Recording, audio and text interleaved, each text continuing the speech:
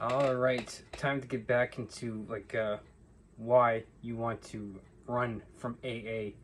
So now, over the past several months or so, I've gone over a bunch of videos on stuff that actually can benefit you: supplements, training, nutrition, 7 pillars going 1 through 7: community, nutrition, training, recovery, mobility, mindfulness, and consistency. So this is basically all the stuff that I have come across that actually has benefited me from being able to move on from substance abuse and put it in the past where it belongs. Now go check out those videos, and of course if you haven't seen them already, you just go right back and watch them. I know not too many, if anybody ever watches that stuff and everything, but go back and check it, and if you get into the stuff, those videos and everything, you should be able to have the same success as me. So all you have to do basically is cut and paste and everything. So like I said, all the supplement videos, all the training videos, and all the reviews I do of the Athlean X programs.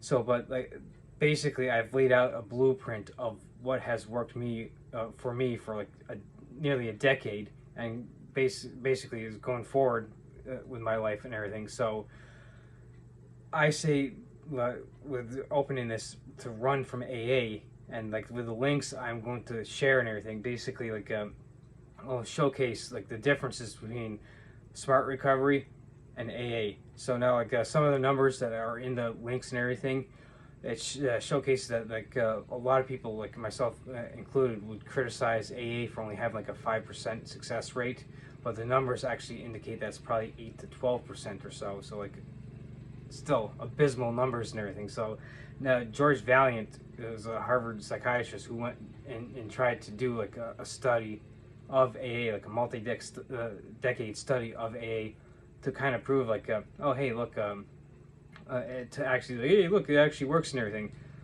Now pretty much found out that the exact opposite was the case. And if you take into consideration how high the suicide rates, binge drinking, and people returning to their drinking, and then if you get into documentaries like the 13th Step and everything, with all the abuse that goes on in the rooms of AA, that's pretty much why I say run from AA.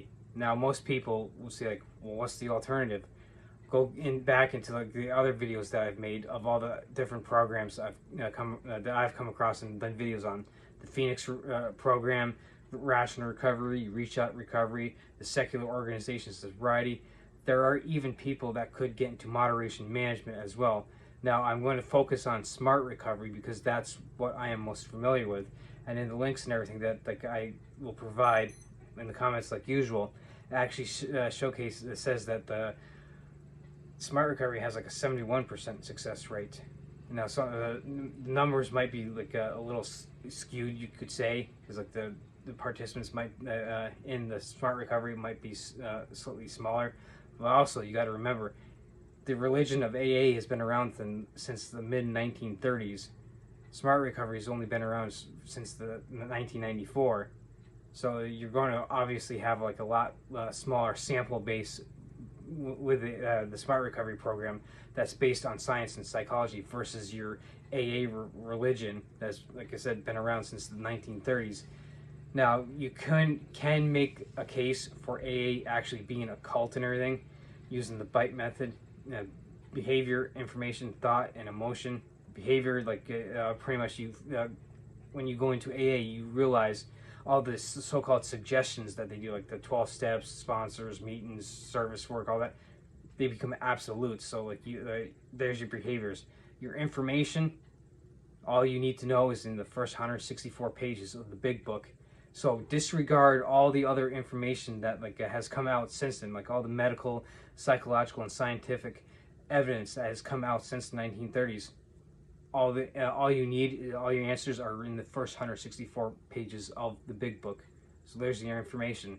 Thought, well, hey, you pretty much your thoughts stop in one-line cliches that the AA organization is pretty much notorious for using everything. Emotion, then once you become part of AA, your emotions get involved. Oh, how dare you attack AA? AA saved my life and everything. So you can make the case for AA being a cult. but that's not necessarily here or there. But it has been proven to be a religion. Back in 1997, there was a court case here in New York State that a guy was court ordered into AA, and he turned around and sued the state because he was like, you violated my constitutional rights by sending me to a religious program. It made it all the way up to the state Supreme Court, and the judges were like, yes, it is a religion, and he was awarded like $100,000 like a lawsuit. He won that, and from them. So it's been proven a religion, at least. So again, I'm going to reiterate, my getting religion out of mental health video. If you go and check that one too.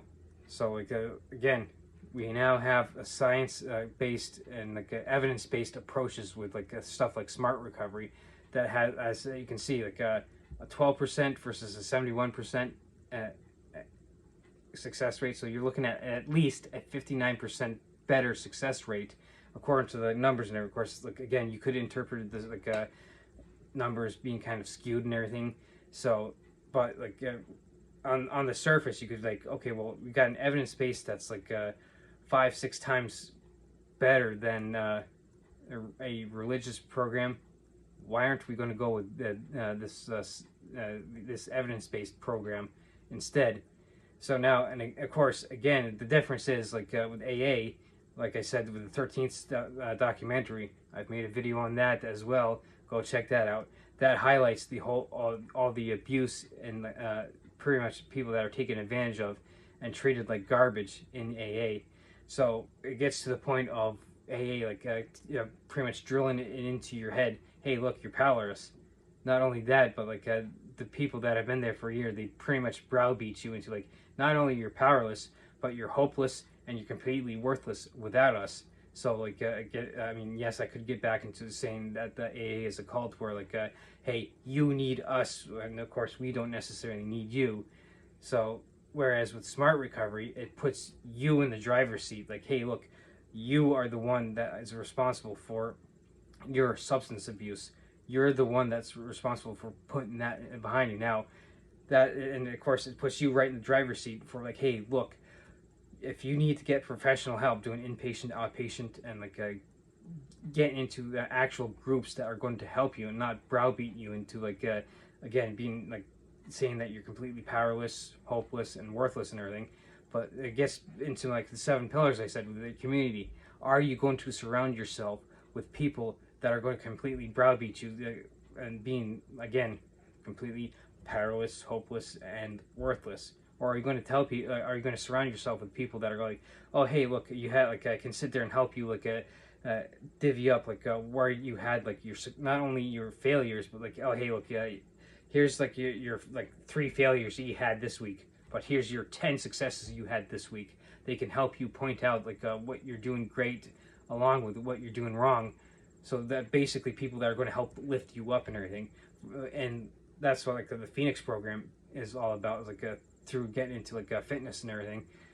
You surround yourself with a better community. So pretty much the choice is up to you.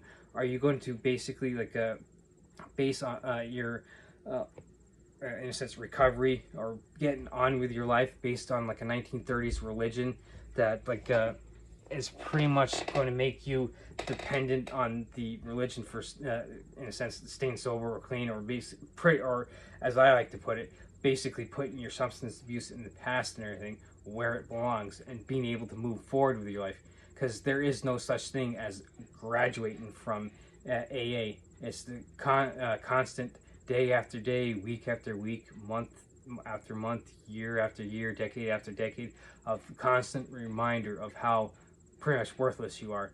And whereas with Smart Recovery, you can basically, or Phoenix Recovery, Rational Recovery, Reach Out Recovery, all the alternatives, you can actually sit there and be able to move on with your life. And 10, 20 years after you go into the whole inpatient, outpatient, getting professional help cycle, moving on with your life, you can be oh, hey, look, I got everything set up for me to continue on with my success.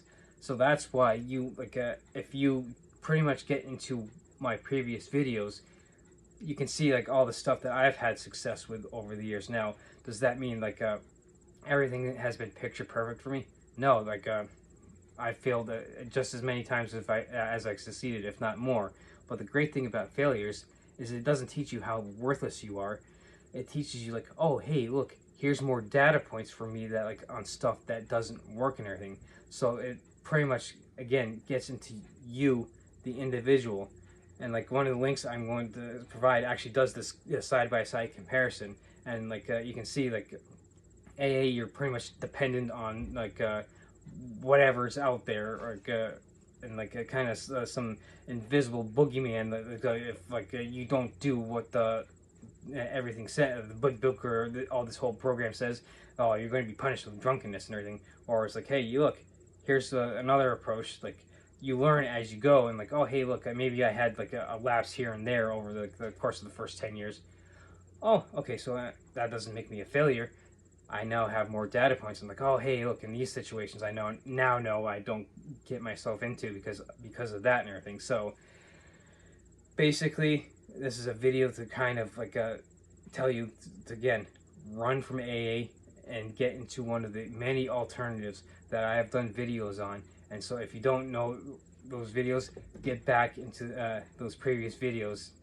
And if people want, I can rehash those programs again to be able to keep people's minds fresh on all the better alternatives that there are out there other than the religion of AA.